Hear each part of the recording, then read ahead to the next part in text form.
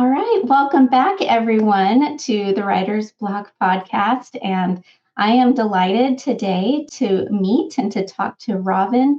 And she is going to talk to us about how to turn our book message into a signature talk. Robyn is a national Christian speaker and best-selling author who inspires audiences with biblical truth, powerful personal stories, and a splash of humor. She brings messages that encourage, equip, and draw women closer to Jesus at over 40 live events every year. As the founder of Christian Speakers Boot Camp, Robyn has trained and launched hundreds of women into their speaking ministries. She equips experienced and aspiring speakers to craft compelling messages, share their stories with confidence, teach the Bible with excellence, and negotiate fees boldly to sell their books by the boatload. I mean, that is a tall order. So welcome, Robyn. We're so glad to have you here today. Thank you. What a great introduction. I can hardly wait to hear all this good stuff. It's going to be great. I'm so impressed to know this woman personally. Oh, Robyn. Wonderful. Yeah, Yes. I'm glad to be here. I'm in cold Michigan right now, and I'm so grateful to be living in a house, with running Amen. water. And I'm especially fond of electricity, turns out. You? Oh, yes. Yeah. And, I know a lot of our friends here today are in the Midwest or back East. You guys, we're recording this in February of 2026. So it's been quite cold around the nation. So we're glad that you're safe and warm and dry here today. For sure. Yeah. Well, Robyn, we're so excited to have you here. And this is one of those topics that I think as writers, some of us are really interested and eager to learn about. Some are a little bit more reluctant because we write because, we like to put words on a page. Maybe we don't necessarily love speaking in public, but sometimes it seems these two skills kind of go hand in hand. So I would love to know more about your journey and what brought you to this place of what you do today and encouraging and equipping writers specifically. Yeah. Well, I know that a lot of the women that I work with in Christian Speakers Boot Camp, they come in as authors because they thought that their books would just, if they wrote it, that they would sell and that people would be eager to read them and utilize them. And a lot of times that's not the case. Statistically, there are 8,000 to 10,000 new titles put up on Amazon every day. It's noisy. And so we need to find a way to get our books into more people's hands because unless people read them, they don't get the benefits. Now, I'm an extrovert, probably couldn't tell, but I stood up in my crib at 2 years old and asked for a spotlight. That is not the case for most of the women that I work with. But I think the most important thing that I can do for women who love to write but are reticent to speak is help them put the focus on the call on their life to change a life. Why did you write the book? Even if it's a fun novel, don't you want to give people a reprieve from their everyday? If it's a how-to or a Bible study, I think it's really important to focus on why you wrote the book and use speaking as just one way to get that message into an audience's or a reader's hands. Yes. Amen. I love that. Okay. For sure. Yes. Okay. So back to what you were saying, Robyn, you were just talking about how really that mindset shift has to happen for others, right? In order for us to think more about how do we get our message across better so that more people's lives can be changed? Yeah, if we put a stake in the sand for why we wrote the book, what most of us didn't write so that we could be famous. Most of us didn't write so that we would be millionaires. There might be some people who do that, but most of the women that I talk to in the Christian faith just really want to help other people either avoid the dumb thing that they did or work through the thing that tried to kill them, or in other ways support or entertain, like novels. So how do we focus more, keep your mindset on the why did I write this book and how do I get my book into more people's hands so that it can do the thing that I wanted it to do, and take the pressure off of the speaking. I I am kind of a performer. I just don't mind being in the spotlight. But the performance thing will bite you every time. When you try to steal the spotlight from heaven, it doesn't go well, Mhm. So one thing that I learned is not to think about speaking as a performance, but like a gift or an offering. And that if I don't offer this gift to my audience, they can't do it. So, I'll do the praying, I'll do the preparing, but once I'm on the stage, it's kind of like, okay, God, do that thing that you're supposed to do. I It's not on me. It's not up to me. They don't have to like me.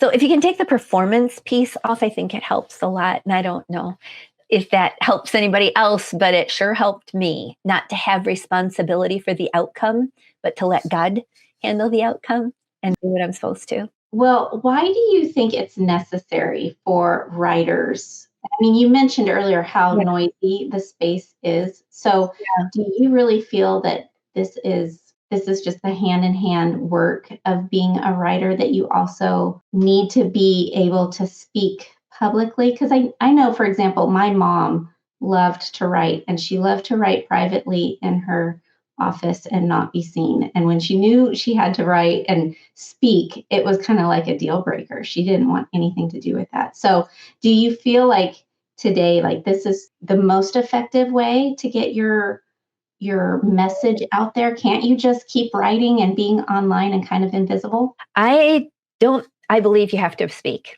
Not all speakers have to write, but every writer has to speak.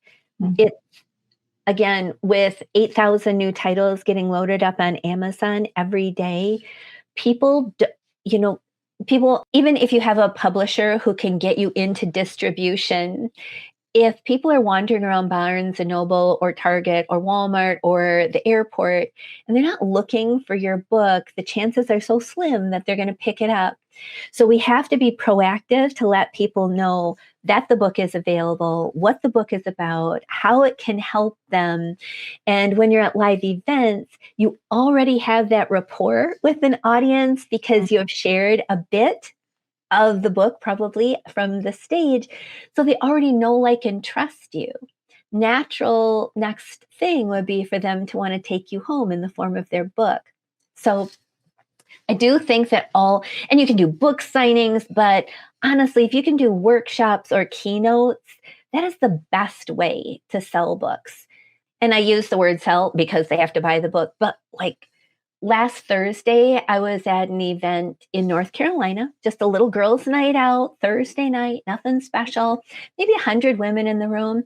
And I sold 220 books to those Mhm. 100 women. And I just say that not to brag, but as an example of how speaking sets the audience up to want more from you. The rest of the story, more of your wisdom, better advice. So it's just such a good way to to get your books into more people's hands. And probably, like you said earlier, the know like trust factor Oh, comes into play because when they pick up your book off a bookshelf, you're an unknown commodity. But if they've heard you speak or their girlfriend has heard you speak, right, it's kind of a word of mouth thing where that travels and people get to feel like they know you better, right? exactly. And it's so good in live stages and live events because if you're on a podcast like this, now the urgency, I might make some connections, but it's not like that eyeball to eyeball, have somebody touch you on the shoulder, really feel like you understand them and see them and have similar experiences. There's just nothing like a live connection to get your books into more people's hands. There just really isn't a better way to do that. Well, what are some of the other things, benefits, aside from feeling a connection to a speaker who is also a writer? What are some of the other things that might entice a reticent writer to go up on stage? How else can that benefit her writing life? So the most important thing is really to remember why God asked you to write that book to begin with. If it's important enough for you to put the blood, sweat, and tears into that manuscript, it doesn't do any good for it to be sitting in your garage or your basement. You have to get it out. So I always come back to the why. Why did God call you to write this book to begin with? And then other benefits would be just the confidence building. You know, when you're a solitude person and you're alone with your beautiful words, you don't see the effect that those beautiful words have. Lots of times when I'm speaking, somebody will come up to me. It happens every time. Somebody will come up to me and they'll say, I read your book. I'm here because I read your book and I wanted my friend to hear the story. So it creates more of a following. Even if you don't have a book yet, but you're right in the writing process, you can build a rapport with your audience. And when your book comes out, they're the first ones who will buy it. So there's that confidence building. There's that honoring the Lord by doing what he told you to do, which I think is really a good idea. Always do what he tells you to do when he tells you to do it, right? Good goal of life, yeah. Right. Even if you're scared. So, what I always say is, do you have more courage? Like, are you more afraid of disappointing God than you are of failing in front of a guy? Are you more afraid of the audience than you are of the Lord? Would you rather, do you want to honor the Lord with all of your work and get it as far and as wide as you can? Or are you going to listen? Because we have two voices in our head always, right? We have the accuser. Nobody wants to read your book. I don't know why you wrote that thing anyway. See, it's not selling. Nobody likes it. You were foolish to even put that on paper. We got the accuser. And then we've got the lover of your soul, the creator of the universe, who has whispered in your ear, if you write it, you will change lives. If you write it, you will honor me. If you write it, things will change. Hope will lift. Forgiveness will come. I mean, all the things. So how can you, I think it's pretty gutsy to say, I wrote this book because God said so, but I'm going to listen to the foolish accuser who says nobody wants to hear it. So you just got to put your foot in the sand. I believe the devil's mission statement is, I'm going to kill, steal, and destroy. And if he can destroy your confidence or steal your obedience, nobody gets that great message or that great entertainment value that you have. So you just got to draw a line in the sand and say, not today, not on my watch. As much as it depends on me, I'm going to carry this message. I'm going to wear it like a flagship. I'm going to take it far and wide. I'm going to drag heaven down to earth on stage, and I'm going to continue to pull heaven close through my book. And when you attach yourself to something so much bigger than that, I think it's easier to take the stage. So, I mean, you're kind of touching on, I think, what is the fear most of us feel, the natural fear. And you said it, that, often it is the voice of the accuser of the brethren, but it's really fear of man too, right? Like, I think we feel the fear of failing in front of people. Maybe we just don't feel very equipped as speakers. We've worked really hard at the art of like massaging our words into a really polished sentence, which usually doesn't happen the first time out of our mouths, right? Or out of our fingertips. Right. So can you talk to us a little bit about that? Because I think that is, for me personally, like it's about, like, I just don't feel comfortable on the stage. I don't feel like I'm natural in my movements, things like that. So how do you get over the fear of man and the fear of fear of failure and just the overwhelming self-consciousness I think we feel? Yeah, so a really good exercise is to write down a list of reasons that you wrote the book. Why did you write the book? What was your hope for the book? What was the outcome of the book? Who did you want to help with the book? And then write a list of all the things that can go wrong. Like, people won't like me. I'll fall off the stage. I'll forget where I was. I'll say the wrong thing. I'll look like a fool. Chances are you're not going to die, right? You're not going to die on stage. I can't remember the last time anybody died from Happens public very speaking, often. even though it feels like that. So then you just weigh, like, is the outcome, is the good that you can do, does that outweigh the terror that you feel? Because here's the truth, nobody's good at anything the first time. You look at me on the stage and you go, oh my gosh, I mean, she makes it look so easy. Yeah, but I was a really mediocre speaker for a long time. You know how you get better? Do the thing. Just like the first version, what does Anne Lamott call it? The poopy first draft Yeah. was not so good, but you work with an editor and you keep rereading it and you get initial readers and it gets better and it gets better and it gets better. Why would you? I mean, the rationale to me is a mystery. Why would you think that you give yourself the same permission to learn to speak that you gave yourself permission to learn to write? You would never in a million years now think, oh, I guess I'll just put up my first draft. You would never publish your first draft. So, you can, there are a lot of places that you can speak in front of warm audiences who love you, or you can do some training. I mean, there are lots of places that will teach you how to speak so that your first draft is in front of someone who can level it up, who can edit it better, who can iterate it to more glorious. So I think to answer your question, you just have to do it.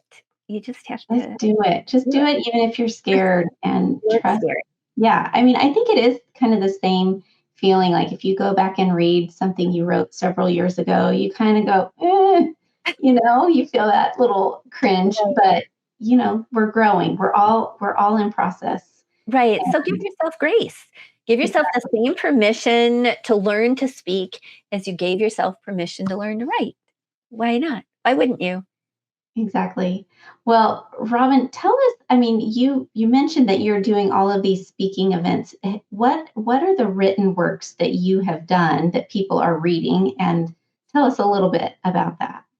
Okay. Well, I have a memoir called The Widow Wore Pink, and it's the true story of my transformation from a Playboy bunny and a club dancer to a Bible teacher. Wow. And yeah, it's pretty remarkable. And what's so great about the book is that it demonstrates that God loved me even when I didn't know who he was, even when I was actively against everything he stood for. There were moments in my life where I definitely should not have lived, and Mm. he was so faithful. And so the gospel of Jesus is threaded through all the pages, which makes it a great resource for new believers or seekers. And we've sold maybe 30,000 of those copies, just, like 1,800 on Amazon, but all the rest of them at the back of the room. And then I have a series called The Seeds of Inspiration. I call them bathroom readers. They're little books with 25 stories that make you laugh and poke at you and challenge you and convict you and inspire you. And then I have a Bible study called Journey to Trust. And that's a discipleship plan that takes people through the core values or the core principles of how to learn to walk with Jesus. Wow. That is quite a library of work, which Yeah. I'm sure makes you very fun and engaging to listen to and to hear your stories. I am a good storyteller. I am a speaker. There are women speakers who write, and there are writers who speak. I'm a Mm. speaker who writes. But, I love writing, but again, not great the first time out of the gate. It took a lot of iterations, but I do love writing now. But I would say if I had to choose one or the other, I would speak because I can make so much more of an impact that I can see. When you're a writer, you might not know the impact you have till you get to heaven and people say, thanks for your book, thanks for your book, thanks for your book. Whereas I get that immediate gratification, which is really lovely. That would be really nice. Yeah, there is a bit of a mystery about that sometimes. Yeah. Yeah. So when you're writing, well, when you're preparing to speak, how do you tell us a little bit about your process? Do you manuscript out Yeah. do you memorize them? Do you just work from an outline? What does that look like for you? Yeah. I'm a big fan of notes. I think I'm not a performer. Like I said, I think all great speakers use notes. I'd rather have that security blanket in front of me and not need it than to need it and not have it. So I always teach women that I work with to be speakers to use their notes. I write every single word out. And then to format my speeches, the things that I have to remember, the transition pieces, the scripture, make those giant, big, big, and red. And then the rest of it, if it's a story, I will just write it in small print. But the process is that I am a rinse and repeat kind of girl. I want to be known for certain things. I don't want to talk about cooking with coconut. I don't want to talk about, how to be physically fit.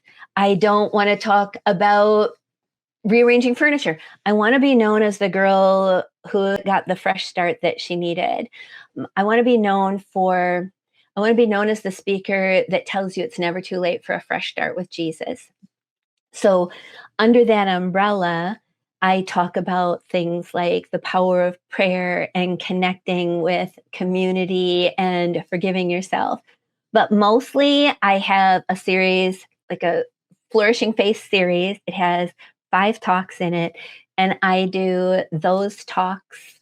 I've done that talk for probably 18 months now. Wow. Okay, so So that one's probably locked in, right? Like locked that's in. Yeah. that's I don't have memori to memorize. I just remember. So, what I teach in Christian Speakers Boot Camp is you do want to have a signature talk that you're known for. And hopefully, like if you have a book, we want to build the signature talk that leads towards the book because the new standard for keynote is 22 minutes. Most Interesting. event planners will give you 25, 30, maybe even more if you really ask nicely. So we write a full length signature talk with them. We would never sell the book or pitch the book during the talk, but we want that author to be able to get those books in readers' hands. So we create a talk that is about the outcome of the book. And that's what I'm going to talk about on Thursday. I'm doing a teaching on Thursday. How do you take your book and turn it into a signature talk so that you jumpstart? Like the most important thing for a speaker on the stage is to activate the imagination of the audience, that how God moved in your life or what he did in your life or the thing that you're teaching is possible for them. Because I don't know where you go to church, but the women in front of me in my pew, they're just glad it's not worse. They're just reaping what they sowed. And God has so much more for us than that. So a great speech will activate the imagination that there's more, that there's so much more that they have access to. And we can only do so much in 25 or 30 minutes. And for those who want the rest of the story or more of the wisdom or more of the experiences, then taking my book home is an obviously a good next step. Yeah, I love that. It's kind of like the stay tuned for more kind Kind of of, yeah. mentality, right? Where it's like Yeah, giving people a little bit of an appetizer for what your book is about, but you do want to not give away the whole enchilada and right. them are thirsty for more, hungry for more, right? Exactly. And I just need to make this really crystal clear because I don't want it to get convoluted at all. You never, ever sell during your signature talk. That is separate. You are there for a specific reason. What is the event plan? What is it that you want to help them with? But then there are ways to leave a few open loops that would lead to the book after the fact, but we don't sell, like we're not there to sell the book. We're there to inspire change. That's our main goal. I think that's such a wise distinction because that really is what you want to be known for as well, right? You're there Right, to serve people. right. You're not there for them to benefit you. You're there to benefit them. Right. So we never muddle up the ministry and the marketplace. Those things are separate. So Amy asked, do you mention the book at the end of the talk, or is that like a PS? Is that a PS, or Yeah. is that like come back to my next talk on the next day kind of Yeah. thing? Yeah. There's a number of ways we can do it. We would always want to mention the book during the talk. Like you could say, I don't have time to tell you I don't have time to tell you the whole story. Now I wrote all about it in The Widow Wore Pink. But what I can tell you today is, or you could say, let me just read let me read this one piece from my book because I work so hard on my pretty little words. I don't want to mess this up. And so you would read from the book. So you can mention it, you can give it a cameo, but not like a role, not a primary role. You know, Yeah, does that that make makes sense? You know what yeah, you that know what I makes mean? sense. Yeah, Again, I think it's that appetizer, right? You just want to yeah, give a little taste, but then right. So pull it then back. after you talk, you would do what we call a beyond the stage offer. And this is something that's very strategic. If you've done a really good job with your talk, people will want more from you. So you wrap up your signature talk, and then you would say, let me just take a minute and tell you about something that will serve you well going forward. And you would talk about the benefits of your talk, how much it costs, where to get it, how to get it, very specifically there. And then presumably 98% of the time, they will get up and go buy your book. Yeah, Yeah. yeah. So when you mentioned earlier signature talk, so you also mentioned that this signature talk, you're talking about the sort of pain point or the after that you're trying to convey through the Yeah. work of your book, right? And so is that the focus of the signature talk in terms of content? Are Yeah. you really kind of going back and like talking to women with this similar pain point, and Right. you're not mentioning your book directly, but you're Right. You're not teaching. selling your book directly. So interesting question. Great question. Great question, Kara. A signature talk is something that's really personal and powerful and important to you. What do you want to be known for? What is that thing that, like, did something try to kill you and it didn't? You got victory over it. So now you want to help somebody else conquer that too. Grief is an amazing example of that. Like, I was widowed when I was 39. My kids were little, thought I was going to die, didn't have any reason to live except those kids have to give up for those kids. I could talk about grief and help other women, and not just like if your husband died, but what if you lose your job? So what is something that's really important to you?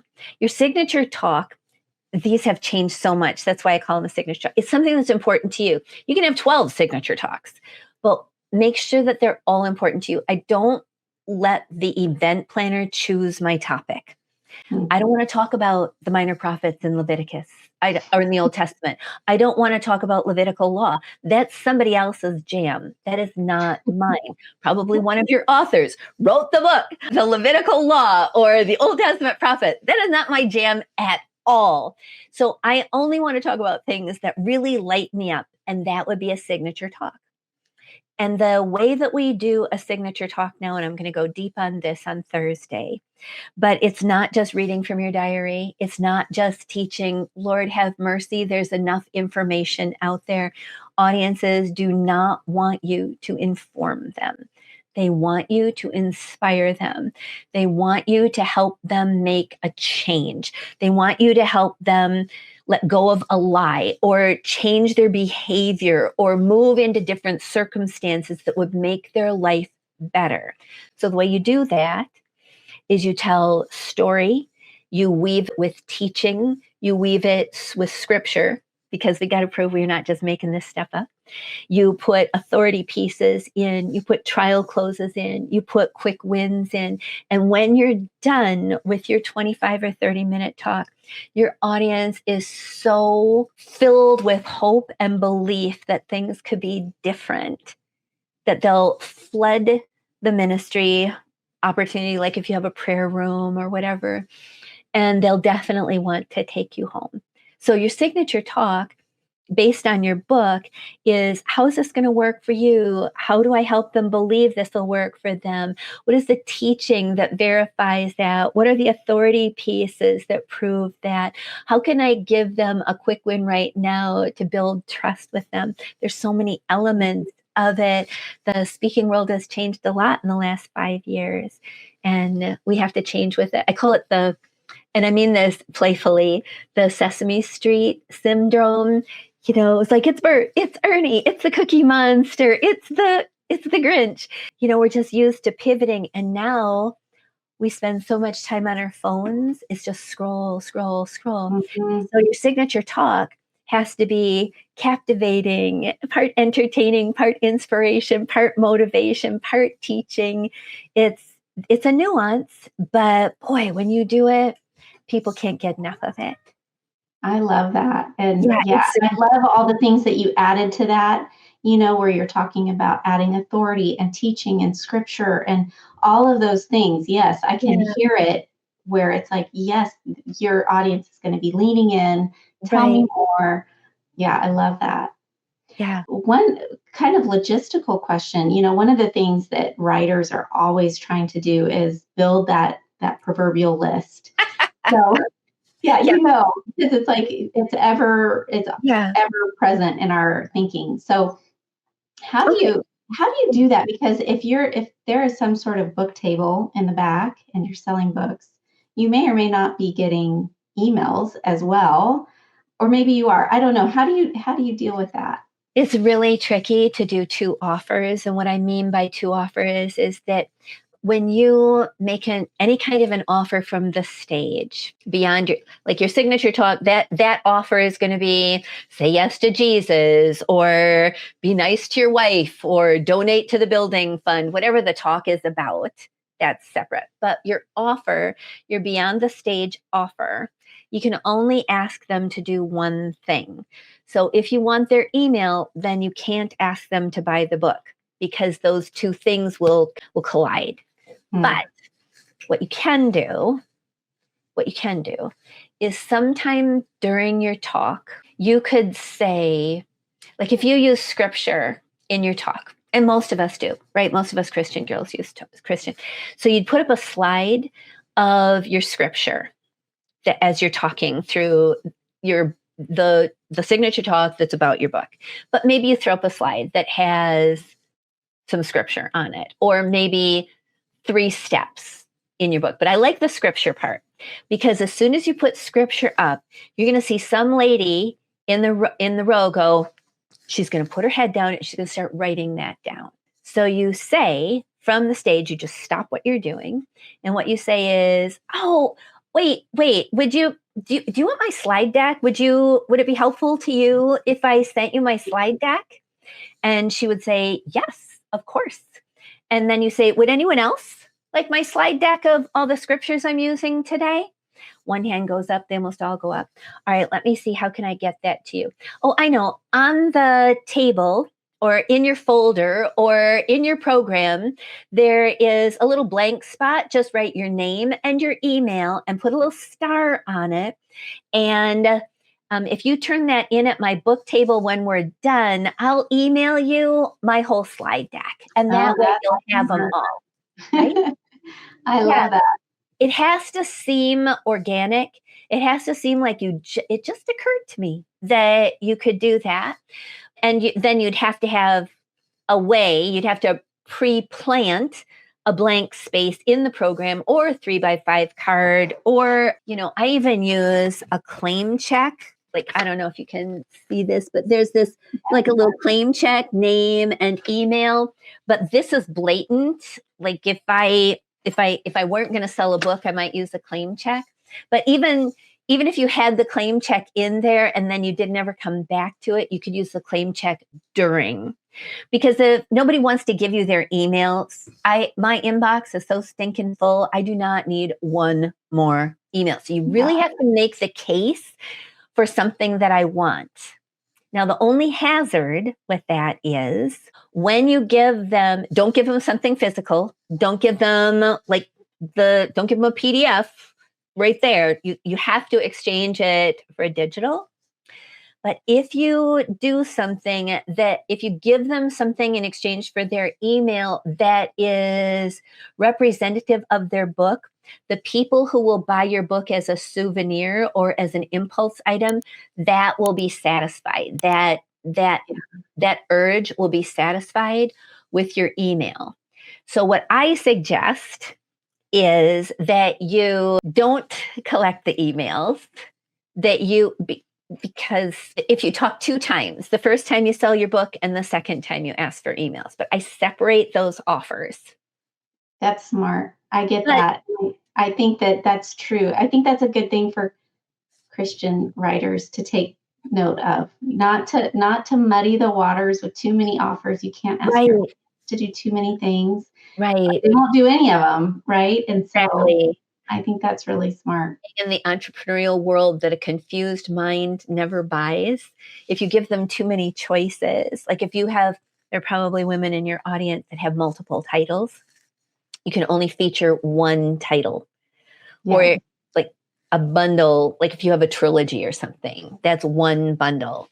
But you would never just give them a smorgasbord of titles. You would choose which one you're going to feature to be the conference feature or the talk feature for this day. So you could have a couple on the side, but you'd have piles of the one book because that's the one you're going to feature. Yeah. That Does that makes a make lot. sense? I know Yeah, that's it's really smart business moves as well.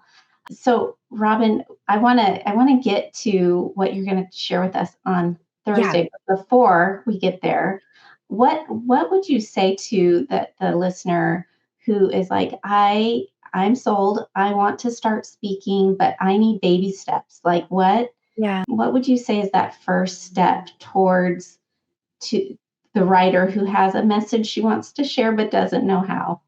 Yeah. Well, I would say just like you tried writing on your own and it was a long slog, you really want to be in a speaking group, or you want to be working with someone who is speaking. I have a Facebook group for speakers. I have personalized training that I help them with. If you want to just a baby step, I would say, maybe join a Toastmasters group, or maybe join, and that's a speaking group, join my Facebook group and be around other speakers. I would say, an exploratory, just to start speaking. Just, I think the most important thing is just to put a line in the sand, like write it on the wall or maybe on a whiteboard. This is the year that I'm going to start speaking. And then really ask the Lord, what's the next step?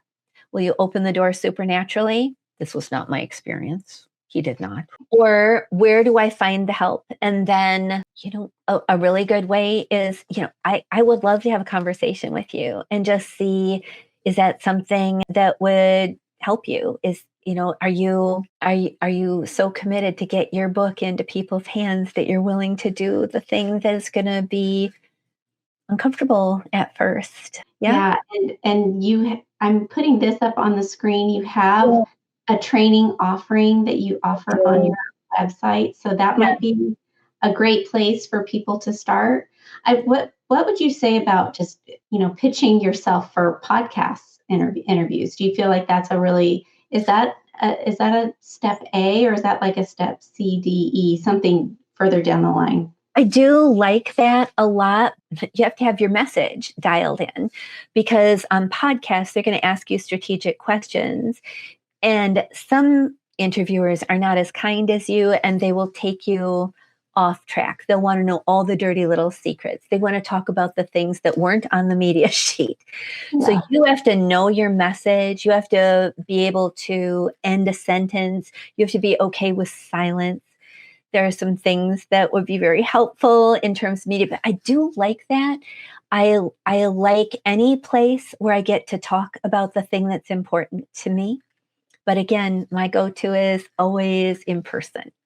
Yeah, I love that. Yeah. Well, Robyn, tell us a little bit. So, for those who are watching this later, we are offering a secondary teaching inside the Writer's Block for premium members on Thursday.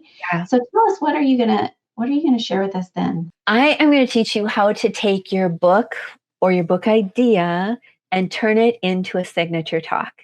I'm going to give you the framework that I teach in Christian Speakers Boot Camp, and I'm going to show you what to do, what pieces to add, how to weave that story and that message together so that it'll jumpstart your imagination for what's possible.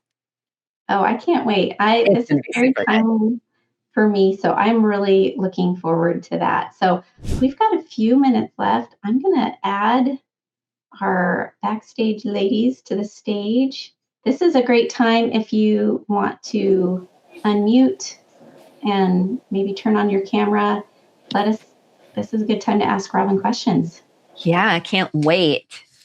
A question I get all the time is, when did you start speaking?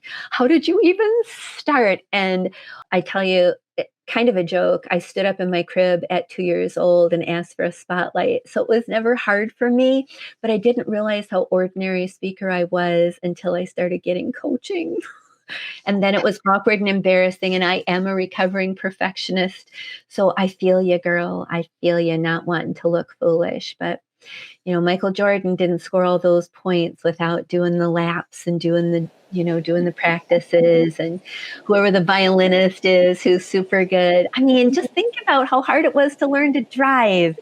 You can do hard things. You conquered algebra. Maybe you raised a kid. You made a boss famous. You can do this. Okay. Rosemary, I saw you raise your hand. Sure. What you got for me, Rosemary? Hi, Robyn. I love what you're saying, and I have one book out. I've done a few speaking engagements, and now I'm working on my second book. My question relates to I feel pulled back from going out and having more speaking engagements now because I don't have the second book to sell at the back of the room. So I kind of want to wait until I have the second book in hand. And yet some experts are like, no, get out there and talk about your subject. But then aren't I kind of losing them because by the time the book comes out, they'll have forgotten about me? No, you go back and you talk again. You're building a following. So you go the first time and you rock the stage and they love you and you sell your first book and you hint that there's a second book coming. Just somewhere in that first talk, you say something like, I wish I had time to tell you more about whatever the second book is about. I don't have time to tell you about that today. You'll have to have me back. And then you go right on. And then when the second book is done, you call that event planner back and you say, hey, let's just call her Susan. Hey, Susan, Rosemary here. I just have been thinking about how wonderful you were to work with and what a glorious job you did of organizing your event. Listen, I've just finished my second book. I've got a whole new signature talk. I would love to premiere it with you and your women. Would you be open to that conversation? Sounds very doable. And if they already like you the first time, honestly, I've gone to some churches 5 times with virtually the same package of books, same bundle of books, and they buy it every time. They'll come up and they'll go, I already have these, but I just love you so much, I'm going to get them again. I mean, that's the power of presence. That's the power of connection. That's the power of letting them be seen and heard and understood and believe for something more. They will love you and they will connect with you and they'll want more from you. Thank you. And I just got to call you out because I think a lot of times I am guilty of it. I have all these reasons, all these terrific reasons for not doing a thing I really don't want to do. And they're just really excuses because I'm scared. So just be brave and go do it. So there's a conference specifically that I went and did a book signing at, but I didn't speak. And I was thinking about asking if they'd like me to speak because the book signing was a big hit. But now I'm like, yeah, but I don't have a new book yet. Sell the old one. Sell the first one. Okay. Sell it again. Honestly, I went to this. This is a little freak out moment, I know, but like 10 years ago, this lady in Pennsylvania hired me to speak. So I went, and then somebody else in the audience was like, oh, I want to take you home. So she hired me 30 miles down the road, 30 miles down the road. She said, and I only had one talk. I only had one talk. So I went, and I was freaking out because I thought they've already heard this. And my speech coach said to me, just do this. Say, just by a show of hands, who's already heard me speak? Half the room. I don't know, a third to half of the room raised their hand. And he said, then say this. Now, if your hand isn't up, turn to somebody whose hand is up, because she's the reason I'm here today. And now the woman with her hand up, she feels like a cheerleader, like a catalyst, like she did something well. She gets adored for being a champion. And the elephant in the room toddled back to the zoo, and there was no other issues around it. Do you know what I mean? It's just, you just got to head things off and just face them down. I love it. Yeah. Thank you. Yeah, you're welcome. You're welcome. You guys, some of you might know that Robyn is my speech coach. I have done her speakers boot camp. But for me, I don't have a book. And one of the reasons I thought speaking might be good for me was because I'm not sure the concept I have is large enough for a book. So I thought by getting into learning a signature talk, creating that's going to position me to get kind of my research done for a book. That and create a following. People love you. Kathy, you're such a good speaker. I learned so much from working with you. My kid just got married 18 months ago, and I have learned to show up, shut up, and wear beige. I do that all day long. And beige is not my color, but I do it because I want my daughter-in-law to shine. And I would buy anything you put out because I'm so grateful for the message that you have. And that will translate to all audiences. If people love you in one arena, they will just assume that whatever you put out is just as good. So create that following. And that's what Kathy's doing. Kathy, have you had some opportunities yet to put into practice what Robyn has taught you? I haven't had any formal gigs yet. I'm talking to somebody actually that one of the things, I'm not going to steal Robyn's thunder or anything, but she teaches you how to do an elevator pitch. So you can talk to strangers about what you speak about. So that happened to me at physical therapy a couple weeks ago. We were chatting about what we were doing on our week off. And I said, I've got a week, I'm going to go with my husband to a conference and I'm going to do some writing. And she said, oh, what do you write? And I said, but I also speak. And so we're kind of talking about, my sister's got a ladies retreat at her church next fall. Can I have your number? I'm like, absolutely. Here you go. So yeah. I don't have the first one yet, but I'm working on it. Yeah. Perfect. And Kathy went brave. I mean, she did the training so that she knew what to do, can recognize opportunities, see open doors, have the courage to walk through them. And her talk is so good that when she gets an opportunity to do it, she's going to rock that stage. People are going to love her. They're going to gobble it up and be so happy that she came. It makes me really happy. Yeah, go ahead, Space. I was just going to say it makes me really happy to hear you cheerleading Kathy because I'm a fan of hers too. She's a very dear and precious sister who, I haven't heard her speech, but I love her very much as a human. She's very precious to me. So that's fun. I can see why. Yeah, she's a gem. Did you have a question, Space, or no? Oh, yeah. I just want to know, how do you start finding speaking gigs? Yeah. Well, chatterboxing is one way, but you can't book gigs until you know what value you bring. Yeah. The best way to book a gig is to know what you want to talk about and how you can help move audiences. Mm-hmm. Kathy is also an event planner, and she will tell you that every event planner has an agenda. And I'm not going to get hired just because I'm cute. I'm not going to get hired just because I'm available. I'm not going to get hired because they like me. If I can't show them how I can move their audience to believe something different, make some shifts, get healthier, then I'm out. So the way you get booked is by knowing how you can help people and talk about that value. So do you call? I do a lot of outreach, and then I get a lot of repeats, and I get a lot of referrals, and a lot of people champion. Yeah. Also, Robyn, you're very quotable. Thank you. I really enjoyed this. You've done great, Catherine. There was a question here. Does that count as permission to add them to your list? Of course. They just gave you their email. So sure, I wouldn't worry about that at all. Yeah. Go ahead. I'm sorry. Who said that? Hopefully it's a quick question. So I know when I've had author speakers come to women's retreats, often I want to buy one of their books for all of the people that are there. Sure. Is that kind of part of something that you do, or what's your thought on that? Carrie, are you talking about as the event planner, you want to buy a book for the people? Yeah, I've done that a couple of times. Yes, that's very viable. I find that it is not as lucrative or as effective. People don't value free things. So thank you for the thing, but they might not read it. On Kindle, you can see who reads and how far they read in your book. And when I gave, I did all the things that the gurus told me to do when I published my first book. When I gave books away, they never got read. They would maybe get 10% through. So I don't like the gift the book for the reason that there's no perceived value to it when that happens.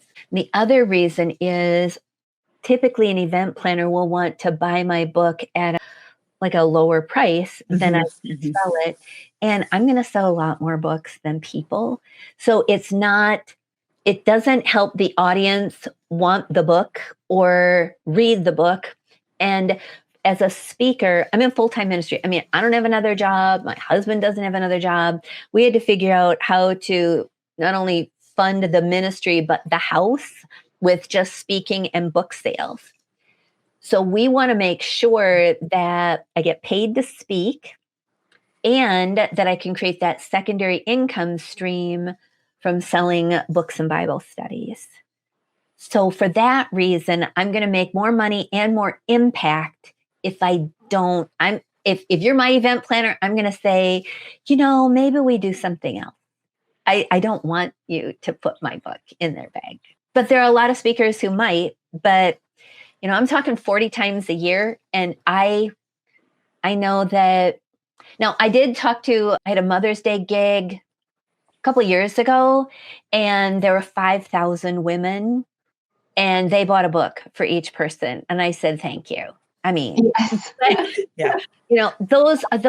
a once in a blue moon kind of thing for me. Most of my audiences are 70, 100, 150 people. And when I have that person to person, it's also very important for authors to be available off the platform before they talk, after they talk, because it's that personal connection, that meaningful touch, that tidbit of conversation that makes the difference between a good experience and a yo-yo experience, a book purchase and not a book purchase.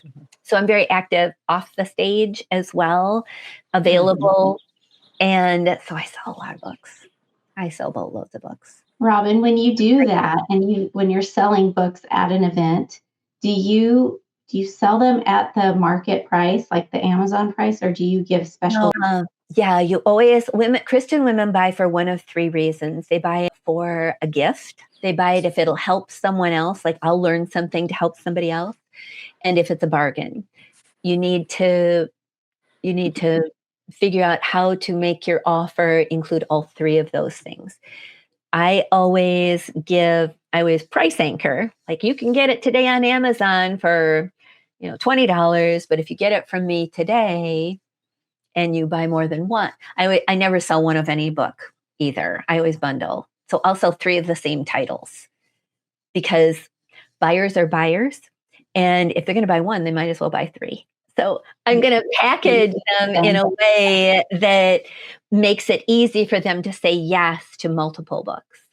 Yeah, so smart. Well, Robyn, as we come to the end of today, can you tell us where we can find more about you? I'm going to put your link back up on here, but tell us a little bit more where listeners could find you and work with you. Yeah. Best place to find me is on my website, robyndykstra.com.